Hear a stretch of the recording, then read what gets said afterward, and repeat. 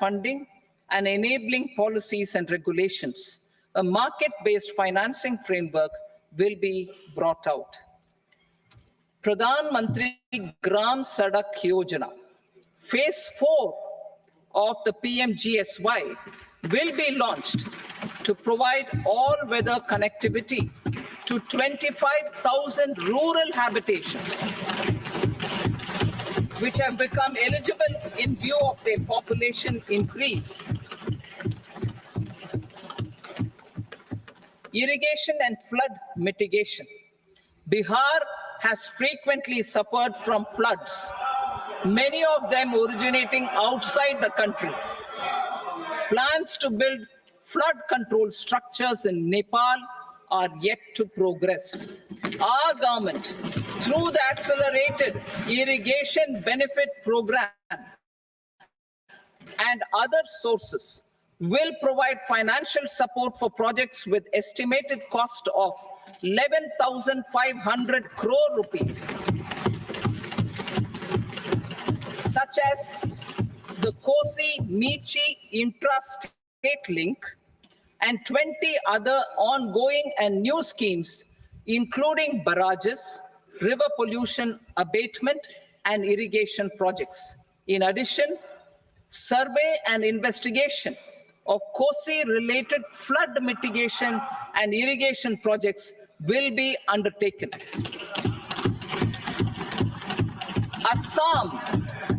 Assam grapples with floods every year by the Brahmaputra River and its originating outside India. We will provide assistance to Assam for flood management and related projects.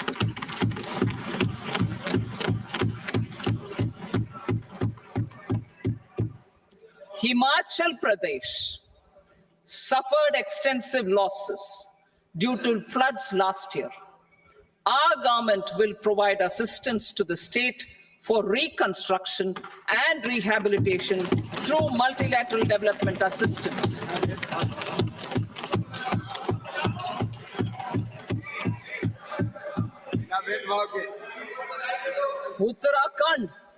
Uttarakhand too suffered losses due to cloudbursts and massive landslides. We will provide assistance to the state. Recently, Sikkim witnessed devastating flash floods and landslides that wreaked havoc across the state. Our government will provide assistance to the state.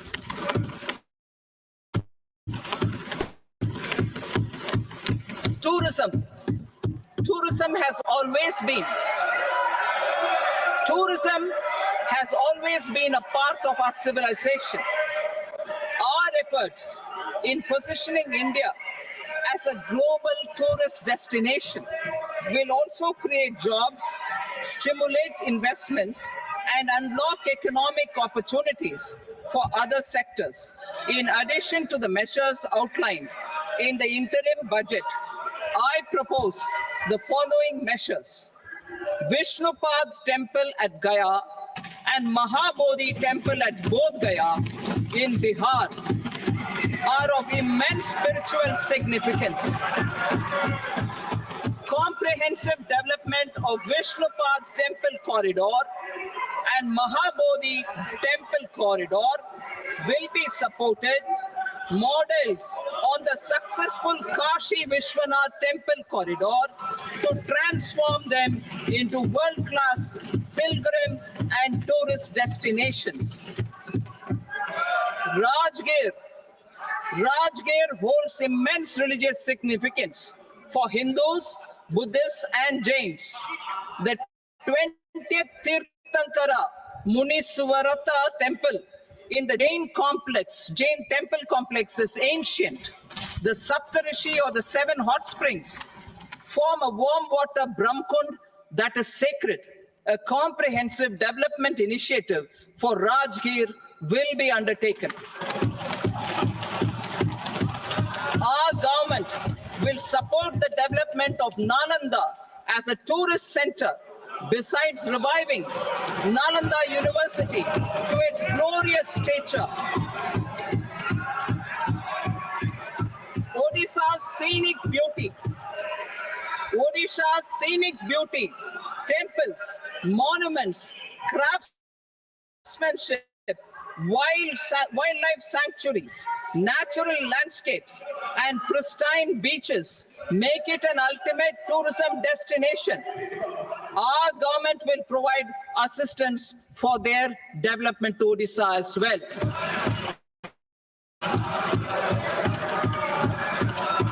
Priority 8, innovation, research, and development. We will operationalize the Anusandhan National Research Fund for basic research and prototype development. Further, we will set up a mechanism for spurring private sector-driven research and innovation at commercial scale, with a financing pool of 1 lakh crore rupees in line with the announcement in the interim budget. Space economy. With our continued emphasis on expanding the space economy by 5 times in the next 10 years, a venture capital fund of 1,000 crore rupees will be set up. Priority 9, next generation reforms.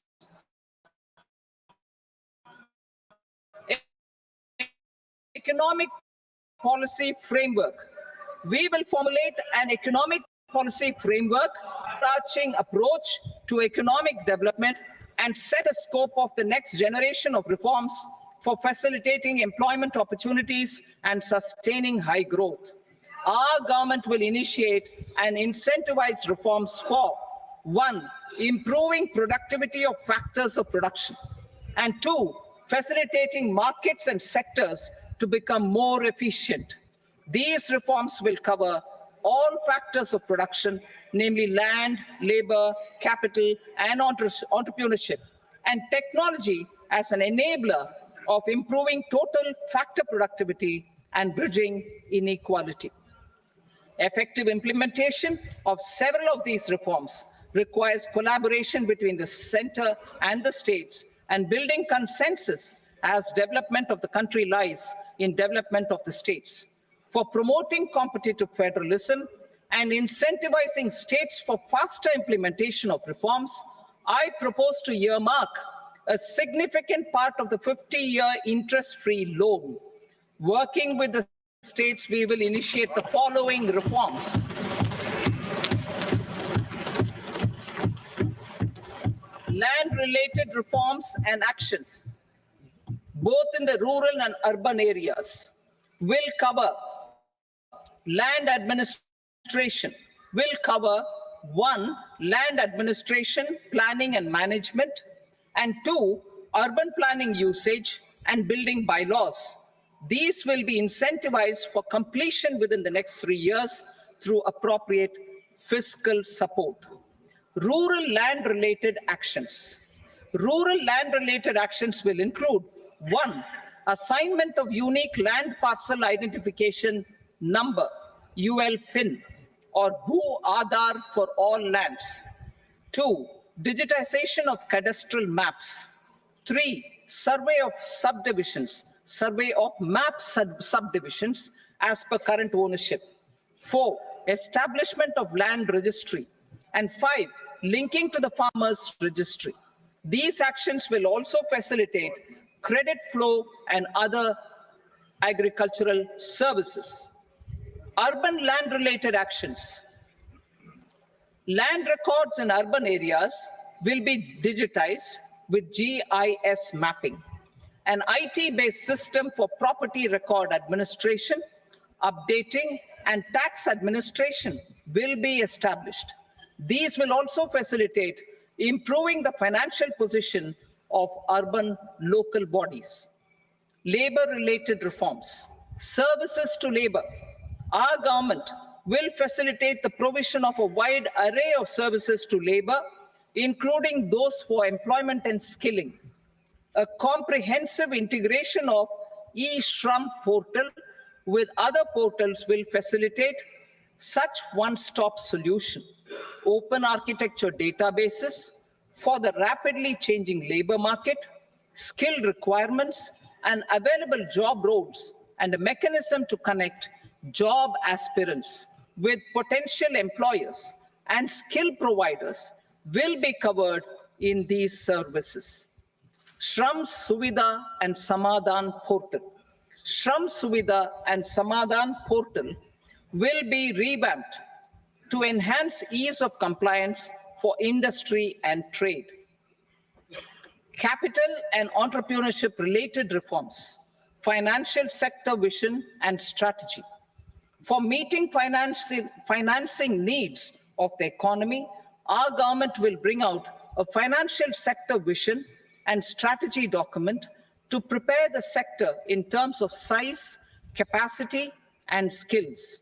This will set the agenda for the next 5 years and guide the work of the government, regulators, financial institutions, and market participants. Taxonomy for climate finance. We will develop taxonomy for climate finance for enhancing the availability of capital for climate adaptation and mitigation. This will support achievement of the country's climate commitments and green transition. Variable capital company structure. We will seek the required legislative approval for providing an efficient and flexible mode for financing leasing of aircrafts and ships and pooled funds of private equity through a variable company structure. Foreign direct investments and overseas investment. The rules and regulations for foreign direct investment and overseas investments will be simplified to 1. Facilitate foreign direct investments, 2. Nudge prioritization, and 3. Promote opportunities for using Indian rupee as a currency for overseas investment. NPS Vatsalya. NPS Vatsalya, a plan for contribution by parents and guardians for minors, will be started. On attaining the age of majority, the plan can be converted seamlessly into a normal NPS account. Use of technology. We have successfully used technology for improving productivity and bridging inequality in our economy during the past 10 years. Public investment in digital infrastructure and innovations by the private sector have helped in improving access of all citizens, particularly the common people, to market resources, education, health, and services. We will step up adoption of technology towards digitalization of the economy. Ease of doing business. For enhancing ease of doing business, we are already working on the Jan Vishwas Bill 2.0. Further, states will be incentivized for implementation of the business reforms, action plans, and digitalization. Data and statistics. For improving data governance, collection, processing, and management of data and statistics, different sectoral databases, including those established under the Digital India Mission, will be utilized with active use of technology tools. New pension scheme. The committee to review the NPS has made considerable progress in its work. I'm happy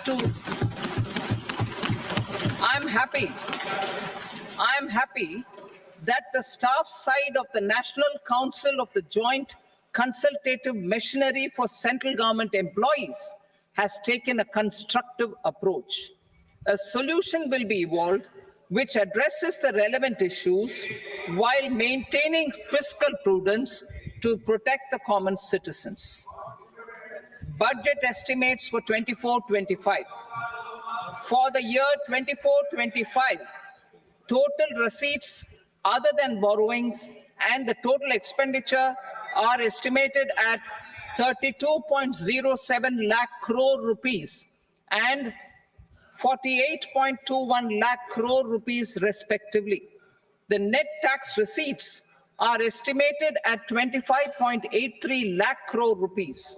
The fiscal deficit is estimated at 4.9% of the GDP. The gross and the net market borrowings through dated securities during 24-25 are estimated at 14.01 lakh crore rupees and 11.63 lakh crore rupees respectively. Both will be less than that in 23-24. The fiscal consolidation path announced by me in 2021 has served our economy very well, and we aim to reach the deficit below 4.5% next year. The government is committed to staying the course. From 2026-27 onwards, our endeavor will be to keep the fiscal deficit each year such that the central government's debt will be on a declining path as percentage of GDP. I will now move to part B.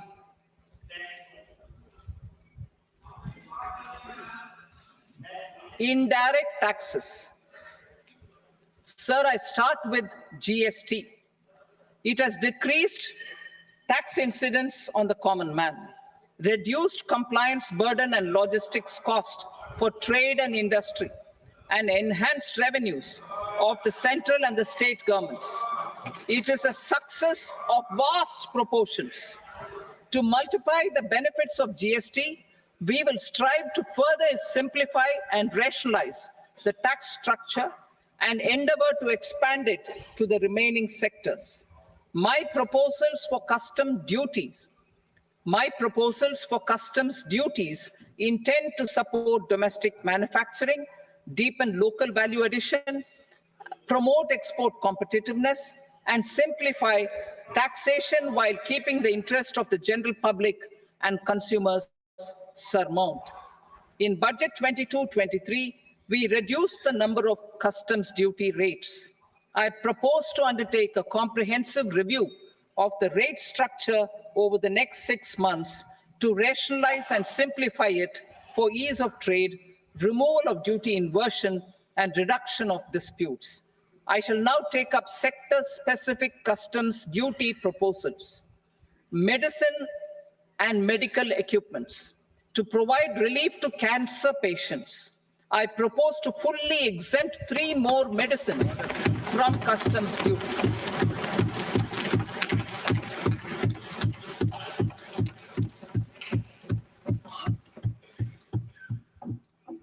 I also propose changes in the BCD on X-ray tubes and flat panel detectors for use in medical X-ray machines under the phased manufacturing program so as to synchronize them with the domestic capacity addition. Mobile phone and related parts.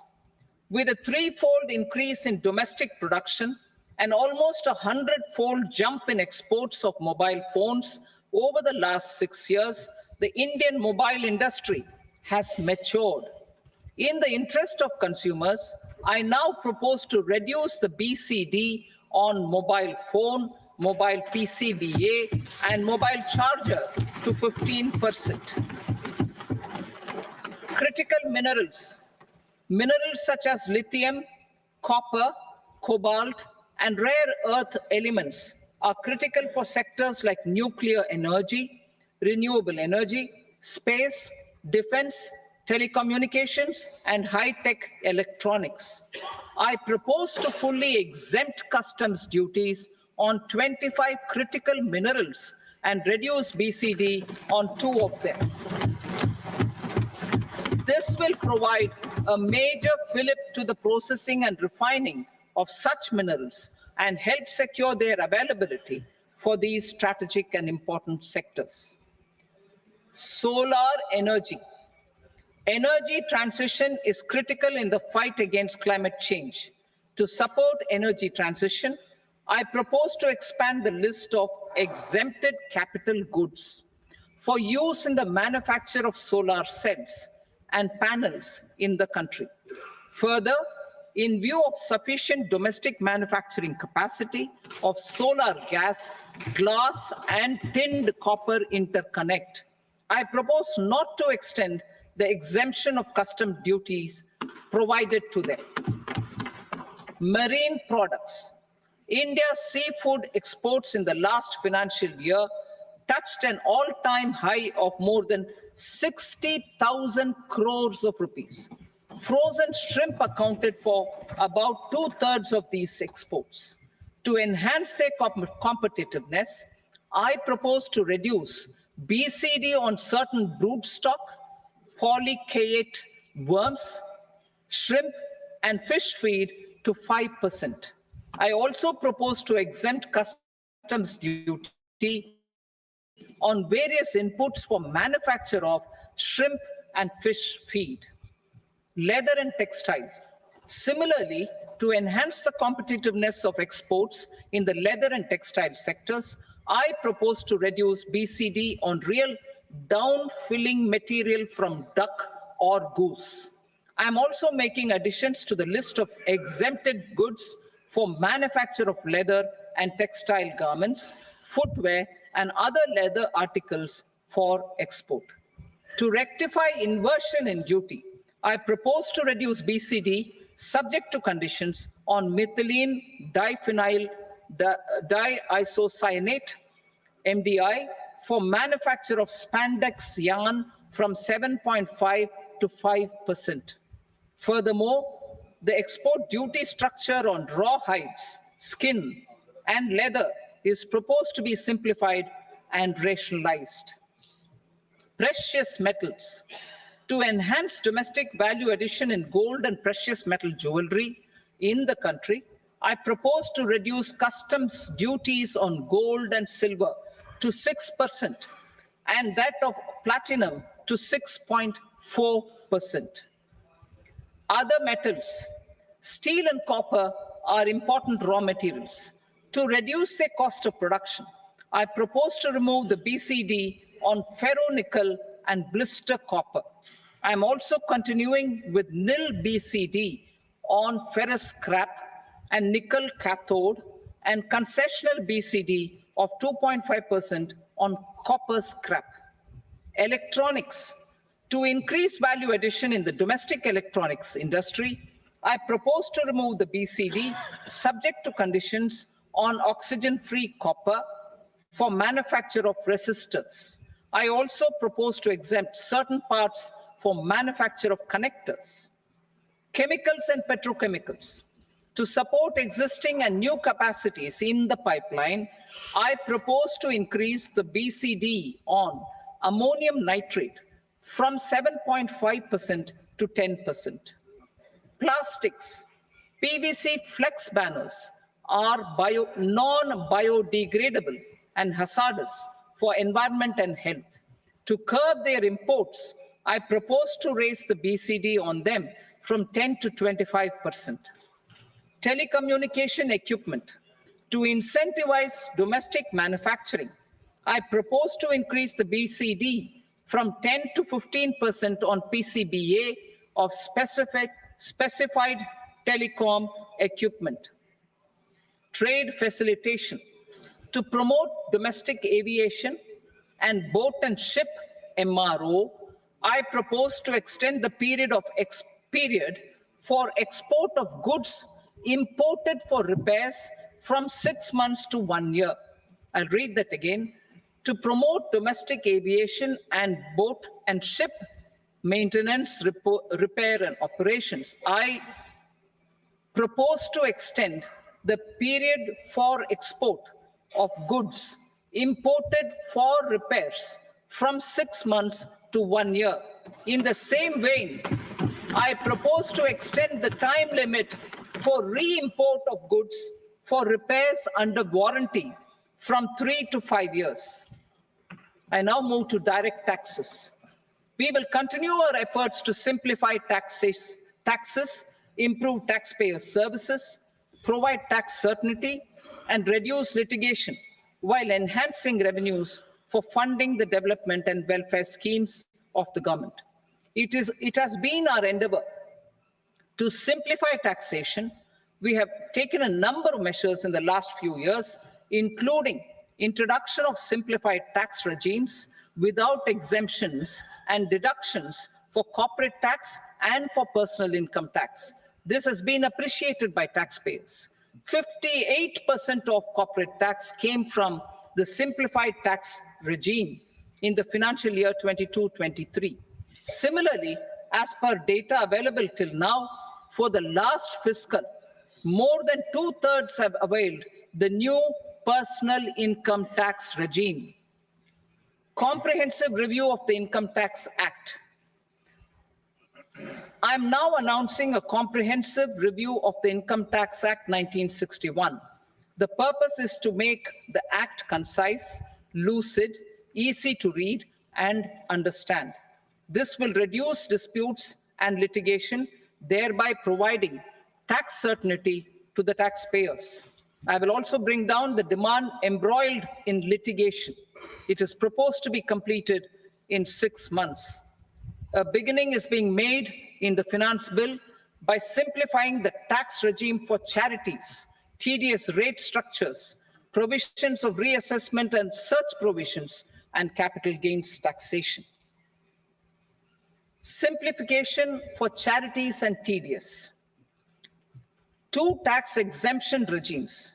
The two tax exemption regimes for charities are proposed to be merged into one.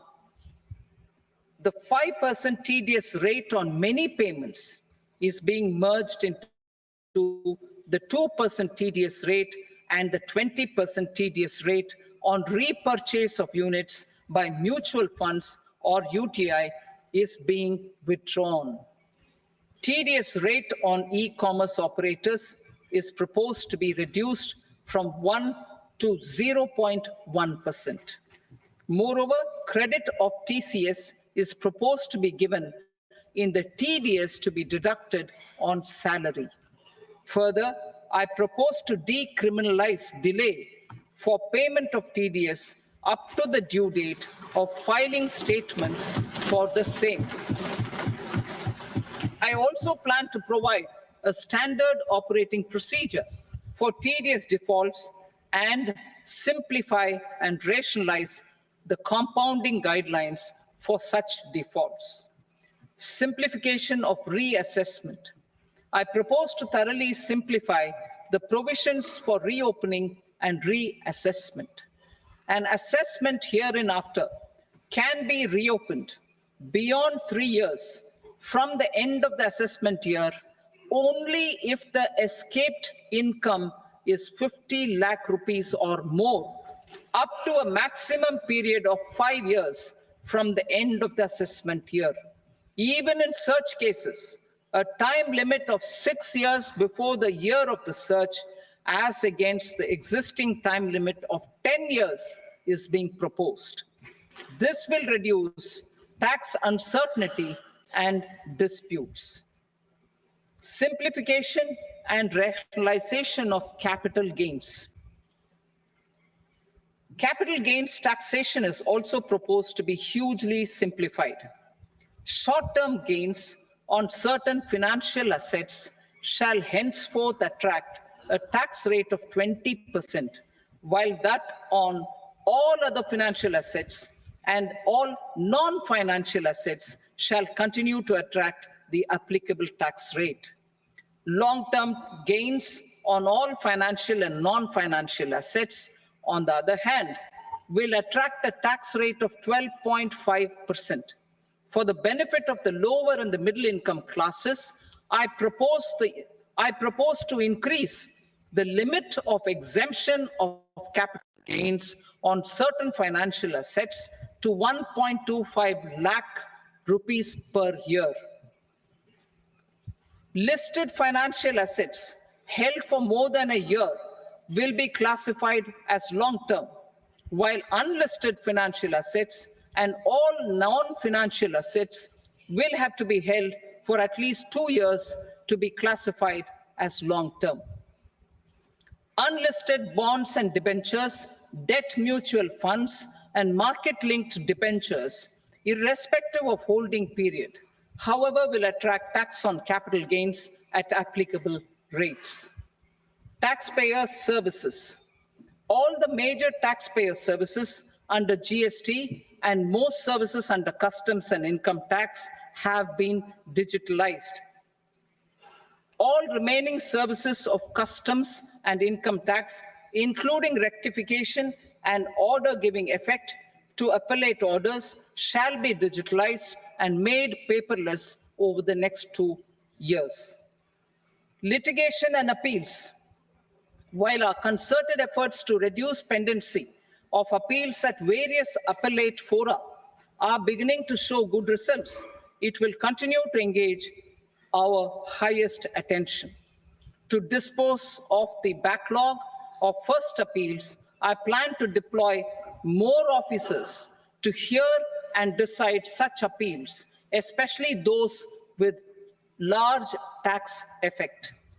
For resolution of certain income tax disputes pending in appeal, I am also proposing Vivad Se Vishwas Scheme 2024.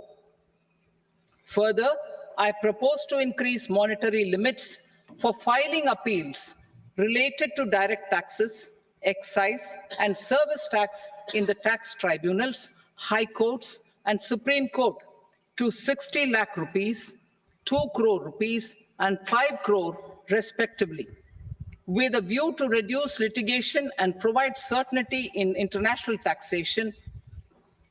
We will expand the scope of safe harbor rules and make them more attractive. We will also streamline the transfer pricing assessment procedure. Employment and investment. I have a few proposals to promote investment and foster employment. First of all, to bolster the Indian startup ecosystem, boost the entrepreneurial spirit, and to support innovation, I propose to abolish the so-called angel tax for all classes of investors. Second, there is tremendous potential for cruise tourism in India. To give a fillip to this employment-generating industry, I am proposing a simpler tax regime for foreign shipping companies operating domestic cruises in the country. Third, India is a world leader in the diamond cutting and polishing industry, which employs a large number of skilled workers. To further promote the development of this sector, we would provide for safe harbor rates for foreign mining companies selling raw diamonds in the country. Fourth, to attract foreign capital for our development needs, I propose to reduce the corporate tax rate on foreign companies from 40 to 35%. Deepening the tax base. I have a couple of proposals for deepening the tax base. First, security transaction tax on futures and options of securities is proposed to be increased to 0.02% and 0.1% respectively. Second, for reasons of equity, I propose to tax income received on buyback of shares in the hands of recipients. Other proposals. To improve social security benefits, deduction of expenditure by employers towards NPS is proposed to be increased from 10 to 14% of the employee's salary. Similarly, deduction of this expenditure up to 14% of salary from the income of employees in private sector, public sector banks, and undertakings opting for the new tax regime is proposed to be provided. Indian professionals working in multinationals get ESOPs and invest in social security schemes and other movable assets abroad. Non-reporting of such small foreign assets has penal consequences under the Black Money Act.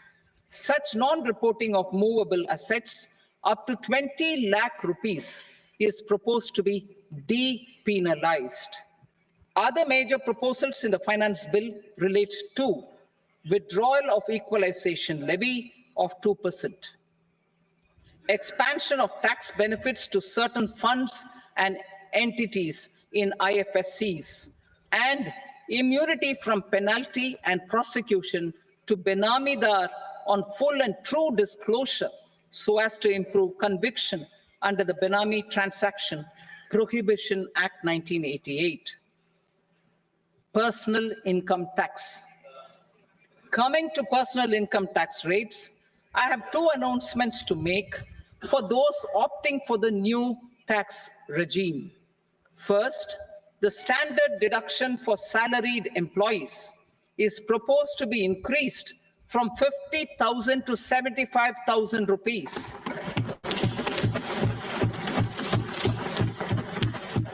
Similarly, deduction on family pension for pensioners is proposed to be enhanced from 15,000 to 25,000 rupees. This will provide relief to about 4 crore salaried individuals and pensioners.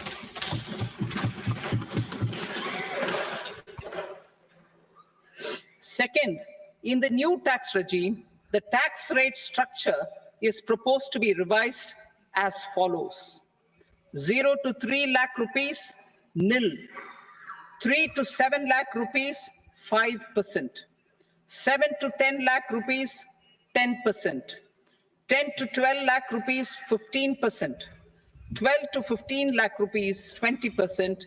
And above 15 lakh rupees, 30%. As a result of these changes, a salaried employee in the new tax regime stands to save up to 17,500 rupees in income tax.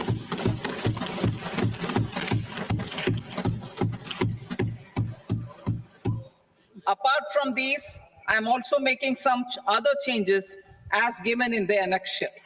As a result of these proposals, revenue of about 37,000 crore, that is 29,000 crore in direct taxes and 8,000 crore in indirect taxes will be foregone, while revenue of about 30,000 crore rupees will be additionally mobilized.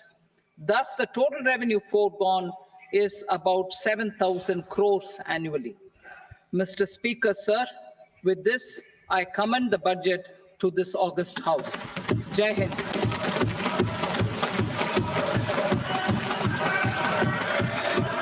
Item number 2. Item number 2.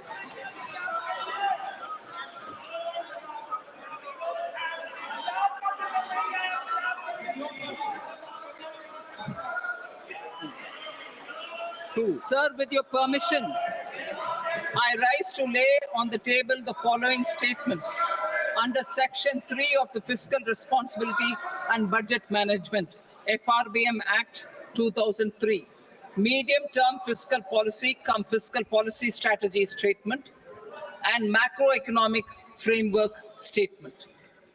Item number 3. Sir, with your permission, I rise to move for leave to introduce the Finance Number 2 Bill 2024. प्रश्न ये कि विधेयक को पुनर्स्थापित करने की अनुमति प्रदान की जाए। जो सदस्य इसके पक्ष में हाँ कहें, जो सदस्य विरोध में ना कहें। मेरे विचार में निर्णय हाँ वालों के पक्ष में अनुमति प्रदान की जाती है। माननीय मंत्री जी, अब विधेयक पुनर्स्थापित करें। Sir, I introduce the bill. Item number 4. The Union Territory of Jammu and Kashmir budget. Sir, I rise to present a statement, Hindi and English versions, of the estimated receipts and expenditure of the Union Territory of Jammu Kashmir for the year 24-25. सभा की कार्रवाई कल बुधवार दिनांक 24 जुलाई 2024 को प्राप्त 11 बजे तक के लिए स्थगित की जाती है।